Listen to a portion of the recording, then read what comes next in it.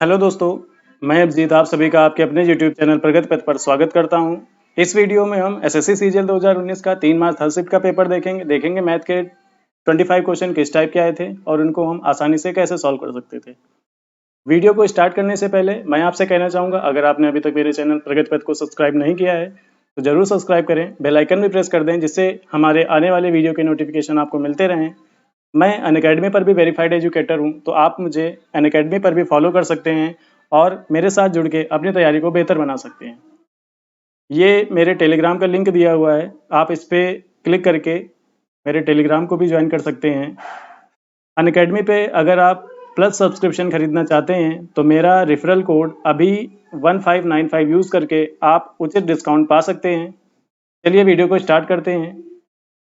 Exam में जो first question आया था, दो संख्याएं 5:7 के अनुपात में है, यदि पहली संख्या 20 है तो दूसरी संख्या ज्ञात कीजिए।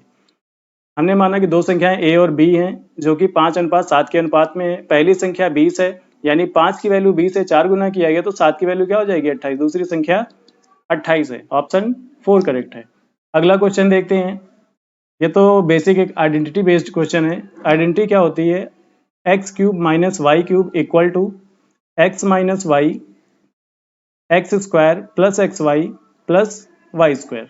ठीक है, अब यहाँ पे 27 ए क्यूब लिखा है। 27 ए क्यूब जो है वो 3a का होल क्यूब है, माइनस 2√2 बी क्यूब है, यानी कि ये √2b का होल क्यूब है। ठीक, तो अब इसको हम क्या लिखेंगे? एक ब्रैकेट में दोनों को माइनस करना है और अगले ब्रैकेट में 3a का स्क्वायर यानी कि 9a स्क्वायर, √2b का मतलब ये 2b स्क्वायर हो जाएगा। इसके बाद एक्स वाई करना है, यानी इन दोनों का आपस में मल्टीप्लाई कराना, तो प्लस का 3√2ab। तो ये हमें किस ऑप्शन में दिख रहा है? थर्ड ऑप्शन में। थर्ड ऑप्शन करेक्ट है। अगला क्वेश्चन देखते हैं। एक विक्रेता ने 63,000 रुपए में 6 सिलाई मशीनें बेची और उसे 5% का लाभ हुआ। ठीक है, यदि वह 15% लाभ अर्जित करना चाहता है तो उसे 8 मशीनें कितने में बेचनी चाहिए? 63,000 रुपए में तो वो 6 मशीनें बेच रहा है, यानी एक मशीन उसने कितने में बेची? ठीक, सॉरी,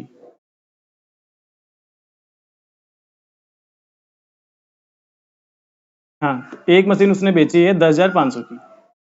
एक मशीन 10,500 की बेची। अब 5% का लाभ प्राप्त किया। 5% मतलब होता है 1/20, यानी उसका सीपी जो था वो 20 रुपए था, लेकिन उसने बेच कितने दिया? 21 रुपए में। इस 21 की वैल्यू हमें 10,500 दे रखी है, तो 20 की वैल्यू क्या हो जाएगी? 20 की वैल्यू हो जाएगी 10,000।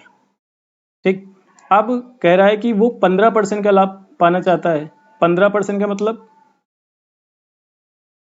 3/20। ठीक है, यानी 20 का खरीद के लाया, लेकिन अब वो बेचना चाहता है 23 रुपए का। तो अगर 23 में बेचता है तो 20 की वैल्यू अगर 10,000 है तो 23 की वैल्यू क्या होगी? 5 से मल्टीप्लाई करेंगे तो 11,500। ठीक, 11,500 की एक मशीन, लेकिन उसको बेचनी कितनी है? 8 मशीनें बेचनी, तो 8 से यहाँ मल्टीप्लाई कर देंगे तो 00 और 88 और 4 92। तो 92,000 की वो 8 मशीनें 15% के लाभ पर बेच सकता है। अगला है the number of student enrolled in different faculties in a school is as follow. ठीक है, साइंस में बॉयज और गर्ल्स दिए गए, इसी तरह से आर्ट में बॉयज और गर्ल्स दिए गए, कॉमर्स में दिए गए और वोकेशनल में दिए गए। अब क्वेश्चन क्या पूछा है? क्वेश्चन कहा है कि the percentage of student studying in science और वोकल सब्जेक्ट। तो साइंस या फिर वोकल सब्जेक्ट में पढ़ने वाले स्टूडेंट का परसेंटेज क्या है? तो सबसे पहले टोटल स्टूडेंट पता होने चाहिए और फिर हम उनका परसेंटेज निकालेंगे। तो देखते हैं, ये 10 लिखा हुआ है। तो अगर साइंस में देखें, साइंस में टोटल स्टूडेंट कितने हैं? तो 35 और 18 मिलके 53, ये हो गए साइंस के। और वोकल में कितने हैं? तो वोकल में 10 और 30 यानी कि 40, यानी टोटल, और कह दिया तो और में हम इन दोनों को जोड़ देंगे, यानी टोटल साइंस और वोकल के मिला के 93 है। अब टोटल स्टूडेंट कितने हैं? तो 40 तो ये हो गए, 40 80, ये 125 और 150, जिसमें से 53 ये था और 47 ये, 53 और 47 मिलकर 100। ठीक है, तो कुल मिला के ये हमारे पास हो गया 250। तो टोटल जो स्टूडेंट है वो 250 है। अब ये वो साइंस या वोकल वाले कितना परसेंट है, तो 93 जो है वो 250 का कितना परसेंट होगा, सॉल्व कर लेंगे। तो 4 3 12, 4 9 36, 1 37 बटे 10 यानी कि 37.2%। अगला क्वेश्चन देखते हैं। tan 30 प्लस tan 60 अपॉन में cos 30, किसको नहीं आता, सबको आता है, बहुत आसान क्वेश्चन है। tan 30 की वैल्यू 1/√3, tan 60 √3 और cos 30 √3/2। एलसीएम ले लिया तो ऊपर आ गया हमारे पास 4/√3 और नीचे आ जाएगा √3/2। ठीक है, तो ये हमारे पास आ जाएगा 8 बाई नीचे √3 इंटू रूट, मतलब बाहर बाहर वालों गुणा होता है, अंदर अंदर वालों का गुणा होता है, तो 4 का 2 में गुणा हो जाएगा 8 और √3 3 हो जाएगा। ठीक, तो ये इस क्वेश्चन का आंसर हो गया, सॉरी 8/3। अगला क्वेश्चन देखते हैं। ए किसी काम को 20 दिनों में पूरा कर सकता है, बी उसी काम को 25 दिनों में पूरा कर सकता है। टोटल काम हमने 100 माना, तो ए एक दिन में 5 काम करेगा और बी एक दिन में 4 काम करेगा। उन्होंने एक साथ प्रारंभ किया और 5 दिन बाद बी ने छोड़ दिया, यानी 5 दिन तक बी लगा रहा ए के साथ। तो 5 दिन में ये दोनों कितना काम करेगा, 5 उसने किया 4 यानी 9, 9 पंचे 45, 45 काम हो गया है और बचा कितना, रेस्ट वर्क कितना है, तो वो है 55। ठीक है, अब इस 55 काम को ए कितने दिनों में करेगा, तो आंसर आ जाएगा 11 दिनों में। अगला क्वेश्चन देखते हैं। त्रिभुज एबीसी में यदि एबी और एसी बराबर हैं, ये हमारा त्रिभुज एबीसी है, एबी और एसी बराबर हैं, कोण बी ए सी 40 है, बी ए सी यानी कि ये ऊपर वाला कोण जो है वो 40 है। ठीक है, अगर ये 40 है तो बराबर भुजाओं के सामने कोण बराबर हो, तो ये दोनों तो एक्स एक्स होंगे, ये इसके सामने ये इसके सामने। ठीक है, तो यहाँ से एक्स की वैल्यू क्या आएगी, एक्स की वैल्यू आएगी 180 माइनस 40। ठीक है, 2x, तीनों कोणों का योग 180 होता है, तो यहाँ से x जो हमारा आ जाएगा वो आ जाएगा, ये बचेगा 140 और आधा कर देंगे तो 70, x की वैल्यू 70, यानी कि कोण b जो है वो 70 है और कोण c जो है वो भी 70 है। अगला क्वेश्चन देखते हैं। सिंप्लीफिकेशन का क्वेश्चन है। माइनस का 5/2 प्लस का 3/2, इसको डिवाइड करना है 6 से।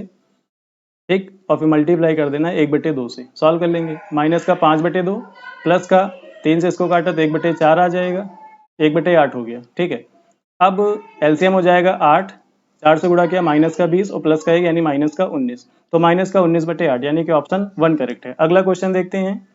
From the following table how many patient were in the age group 40 to 60, 40 से 60 के बीच वाले कितने हैं, तो देखो 10 साल से कम वाले हैं 11, 20 साल से कम वाले हैं 15, यानी इन 15 में 11 तो 10 साल के हो गए, यानी एग्जैक्ट 10 से 20 के बीच में। अगर इनका हम इंटरवल देखें तो 0 से 10, 10 से 20, 20 से 30 और 30 से 40, 40 से 50, 50 से 60 और 60 से 70, ये एज ग्रुप बनेगा। तो 10, 0 से 10 वाले तो 11 हैं, इसके बाद 10 से 20 वाले कितने होंगे, तो 4 होंगे। फिर 20 से 30 वाले कितने होंगे, टोटल हो गए 22, 22 में से 15 हटा दे तो 7। इसके बाद 30 से 40 वाले तो 29, 29 में से 22 घटेंगे तो आ जाएंगे 7। फिर इसके बाद 35 में से 29 घटाएंगे तो 40 से 50 वाले आ जाएंगे, ये हमारे पास हो जाएंगे 6। फिर ये हो जाएंगे 10 और ये हो जाएंगे 5। ठीक है, हमसे पूछा गया है कि कितने हैं जो 40 से 60 के बीच में, तो 40 से 60 यानी कि ये दोनों कितने हो गए, 10 और 6 मिलके 16, तो 16 ऐसे पेशेंट है जो 40 से 60 के ग्रुप में आ रहे हैं। अगर हम शॉर्ट में करते हैं तो क्या करते हैं, 40 वाले में कितना लिखा है 29 और 60 वाले में कितना लिखा है 45, 45 माइनस 29 कर दो, डायरेक्ट आंसर 16। चलिए अगले क्वेश्चन को देखते हैं। The simple interest on a certain sum at the end of 3 year at 5% per annum is 1200। ठीक है, 5% वार्षिक की दर से किसी निश्चित अमाउंट पर जो एसआई है 3 साल का, ठीक है, वो 1200 है। ठीक, 1 साल का एसआई 5%, तो 3 साल का एसआई 15%, यानी उस अमाउंट का जो 15% है वो 1200 है। तो 100% क्या होगा, 15 × 120, तो 100% हो जाएगा 8000। ठीक है, यानी वो अमाउंट जो है वो 8000 है।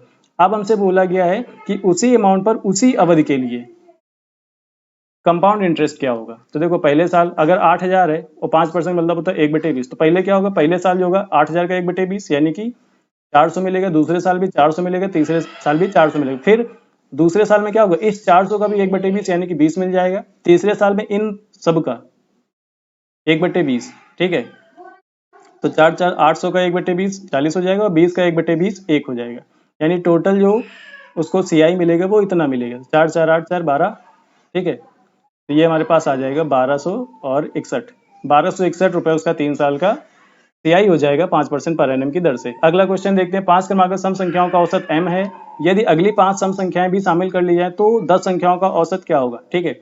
अगर हमने 2 4 6 ये 3 संख्याएं लिखी हैं, ठीक, इनका औसत कितना आएगा, तो इनका औसत आएगा 4। अब अगर आगे की 3 और हम ऐड कर लें, यानी 8 और 10 और 12, तो इनका औसत क्या होगा, कोई बताएगा, तो इनका औसत क्या होगा। तो देखो, हम जितने पद ऐड करते हैं औसत भी उतना ही बढ़ जाता है सम और विषम के केस में, यानी इनका औसत 7 होगा। चलो देख लेते हैं, 6 4 10 2 12, 12 8 20, 20 20 20 और 10 30 और 42, 42 संख्या कितनी है, 6, काट देंगे 7 आएगा, ठीक है। तो यहाँ देखो, अगर 5 संख्याओं का औसत m था और हमने 5 और शामिल कर दिए तो औसत भी केवल 5 बढ़ेगा, ठीक है, यानी m+5 इसका आंसर हो जाएगा। अगला क्वेश्चन देखते हैं, यदि संख्या ये 11 से विभाज्य है तो स्टार के स्थान पे क्या आएगा। तो देखो, अगर कोई संख्या 11 से विभाज्य होती है तो उसके सम और विषम प्लेस के जो अंक होते हैं उनके योग का अंतर, यानी कि 9 प्लस स्टार प्लस 3 प्लस 7 इनका जो योग आएगा, और फिर 4 प्लस 2 प्लस 5 इनका जो योग है, इनका अंतर या तो 0 हो या तो 11 से विभाज्य कोई संख्या हो। तो देखते हैं, अगर इनको हम जोड़ देते हैं तो 7 3 10, 10 9 19, 19 प्लस x, और अगर इनको घटाते हैं तो 4 2 6 5 11, अगर इसको हमने घटा दिया तो ये 8 प्लस एक्स आ गया, ठीक है। अब इस x की जगह क्या हो कि ये संख्या 11 से विभाज्य हो जाए, 0 तो हो नहीं सकता, ठीक है। तो x की जगह हम अगर 3 रख दें तो 8 3 11, तो ये 11 से विभाज्य एक संख्या मिल जाएगी, तो एक स्टार के स्थान पे क्या आएगा, 3 आएगा। अगला क्वेश्चन देखते हैं, 2 sine theta minus 8 cos square theta plus का 5 इक्वल टू 0, और थीटा जो है वो 0 से 90 के बीच में है, ठीक है। ये जो टर्म लिखा होता है काफी इंपॉर्टेंट होता है, क्योंकि पूरा क्वेश्चन इसी पे डिपेंड करता है, इसको हम इग्नोर नहीं कर सकते। तो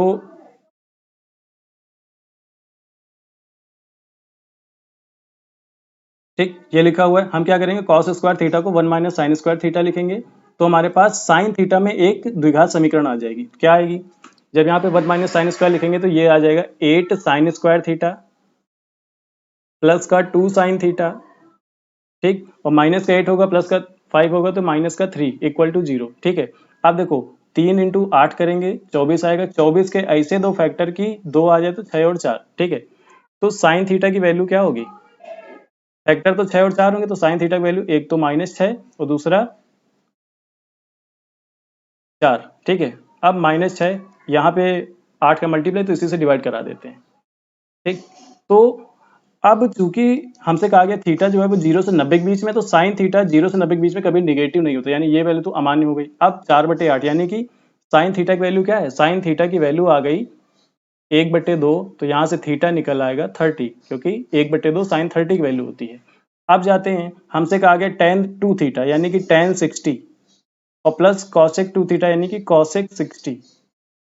tan 60 की वैल्यू √3 है और कॉसेक 60 की वैल्यू 2/√3 है, ठीक। तो ये हमारे पास आ जाएगा 3 2 5/√3, अगर हम √3 से ऊपर नीचे मल्टीप्लाई करा दें तो ये बन जाएगा 5√3/3। पहला ऑप्शन करेक्ट है। अगला क्वेश्चन देखते हैं, दी गई तालिका में 20 या उससे अधिक अंक पाने वाले छात्रों का प्रतिशत क्या है, 20 या उससे ज्यादा, यानी कि यहाँ से, ठीक है। तो ये तो है 15 से 20 के बीच में, 20 या उससे ज्यादा वाले ये सब है, ठीक। तो 20 या उससे ज्यादा वाले कितने स्टूडेंट हो जाएंगे, तो अगर यहाँ हम इन सबको जोड़ दें 20 से ज्यादा वाले, तो 14 6 3 9 28, 28 और 14 42, ठीक है। तो 20 से ज्यादा वाले 42 स्टूडेंट हैं, और टोटल कितने हैं, तो 42 तो ये हो गए, 18 और 12 30, 42 और 30 72, 72 और ये हो जाएगा हमारे पास 28, तो 72 और 28 100 हो गए, ठीक है। टोटल है 100, 42 उसका क्या होगा, 42% होगा, यानी कि ऑप्शन फर्स्ट करेक्ट है। अगला क्वेश्चन देखते हैं, 5 सेंटीमीटर त्रिज्या वाले एक वृत्त में एक जीवा केंद्र से 3 सेंटीमीटर की दूरी पर है। बहुत आसान आसान क्वेश्चन आए हैं इस शिफ्ट में। तो ये वृत्त है जिसकी त्रिज्या है 5 सेंटीमीटर और कोई जीवा है जो इससे 3 सेंटीमीटर की दूरी पर है, ठीक। अगर ये x है तो ये भी x होगा, क्यों, क्योंकि किसी भी वृत्त के केंद्र से जीवा पर डाला गया लंब जीवा को समद्विभाजित करता है, ठीक है। अब अगर इस त्रिभुज को देखें, ये एक समकोण त्रिभुज होगा और 5 3, तो इसका जो ट्रिपलेट होता है ये हो जाएगा 4, यानी x की वैल्यू हो गई 4 तो जीवा की जो लंबाई होगी वो 4 का दोगुना यानी कि 8 होगी। अगला क्वेश्चन देखते हैं। क्वेश्चन कुछ नहीं, एक बेसिक आइडेंटिटी होती है ए स्क्वायर माइनस बी स्क्वायर बराबर ए प्लस बी इंटू ए माइनस बी। ठीक है, तो इन दोनों ब्रैकेट को एक बार जोड़ना है, एक बार घटा देना। तो जब जोड़ेंगे तो A plus B minus C plus D और प्लस का A minus B plus C minus D, और जब घटाएंगे तो A plus B minus C plus D और माइनस का हो जाएगा ए प्लस का बी माइनस का सी और प्लस का डी। ठीक, तो यहाँ देखो बी सी, बी से बी कटा, सी से सी कटा और डी से डी कटा। ठीक है, तो ये ए और ए आ गया हमारे पास 2a। इसके बाद जब यहाँ जाएंगे तो ए से ए कटेगा, ठीक, और कुछ नहीं कटेगा, तो बाकी आएगा हमारे पास 2b माइनस 2c प्लस का 2d। ठीक है, यहाँ से भी अगर 2 कॉमन कर ले तो बाहर हो जाएगा 4a b माइनस सी प्लस डी। ठीक है, यानी कि ऑप्शन डी करेक्ट है। अगला क्वेश्चन देखते हैं।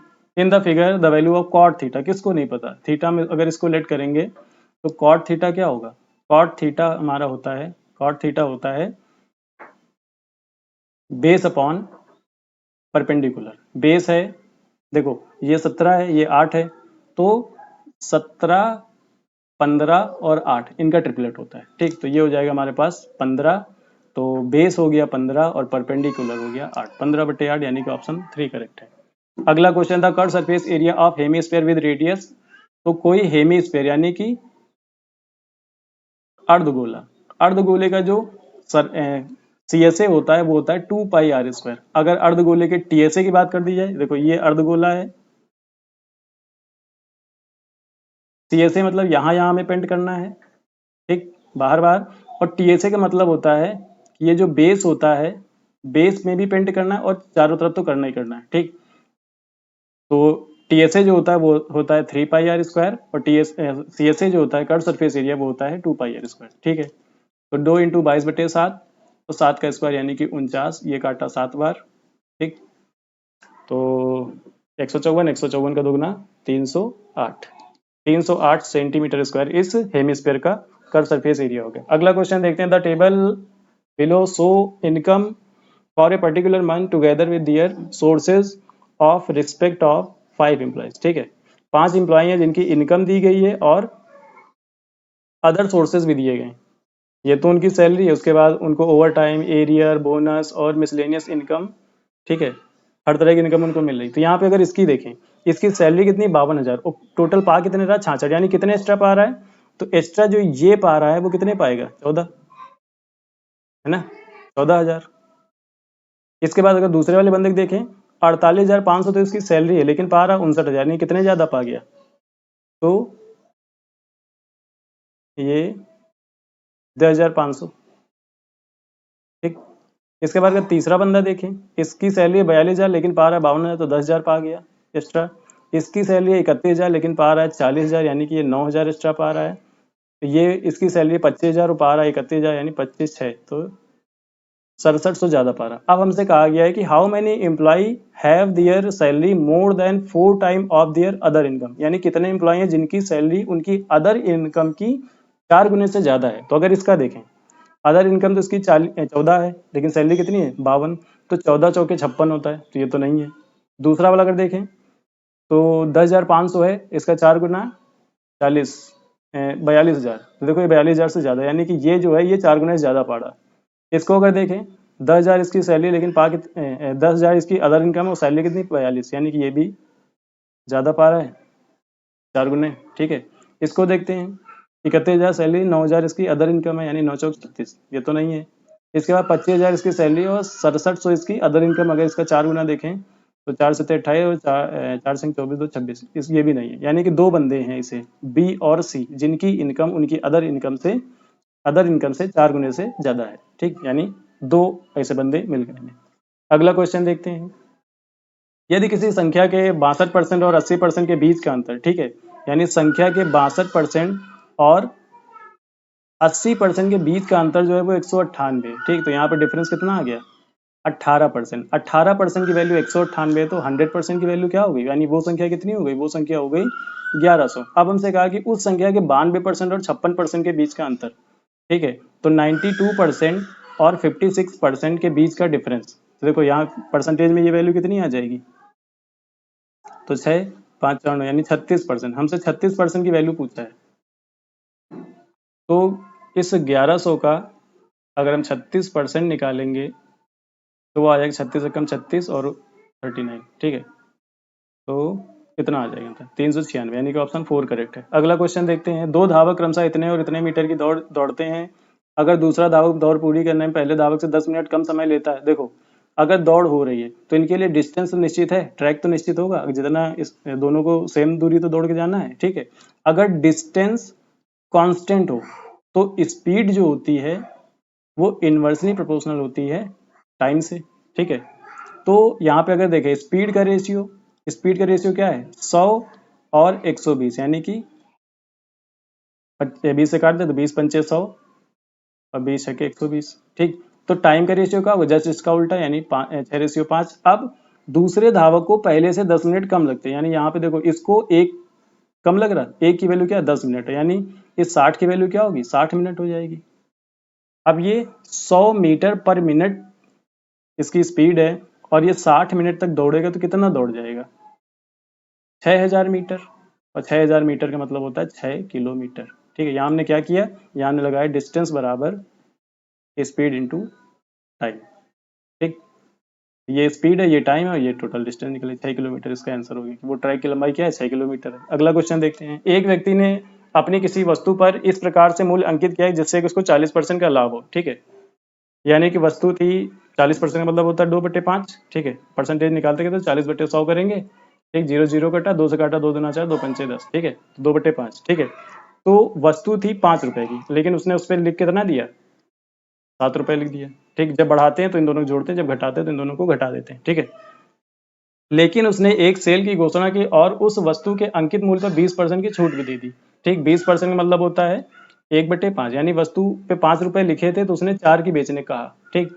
अब इनको बराबर कर लेते, तो यहाँ 7 लिखा, यहाँ 5 लिखा, यानी इसमें हम 7 से मल्टीप्लाई कराएंगे और इसमें हम 5 से मल्टीप्लाई कराएंगे। तो टोटल जो उसका एमपी होगा, एमपी हो जाएगा 35, सीपी हो जाएगा 25 और एसपी हो जाएगा 28, ठीक है। इसमें हमने 7 से मल्टीप्लाई कराया इन दोनों में, और इन दोनों में हमने 5 से मल्टीप्लाई कराया, तो 35 और 25 हो गया, ये 35 और 28 हो गया, ठीक।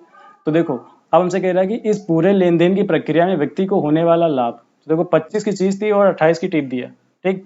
तो कितना लाभ हुआ, 3 का, कहाँ से, 25 से, इंटू 100, 12%, 12% का लाभ हो गया। अगला क्वेश्चन सिंप्लीफिकेशन का अच्छा है और नॉर्मल हम लोग इसको करेंगे। तो देखो जब ये ऑफ लग जाता है, यानी कि पहले ऑफ को हटाना है, उसके बाद जो सिंबल होंगे उनको हटाएंगे। तो देखो 36 में डिवाइड करना है 42 से, और 42 ऑफ 6 इंटू 7 ऊपर चला जाएगा।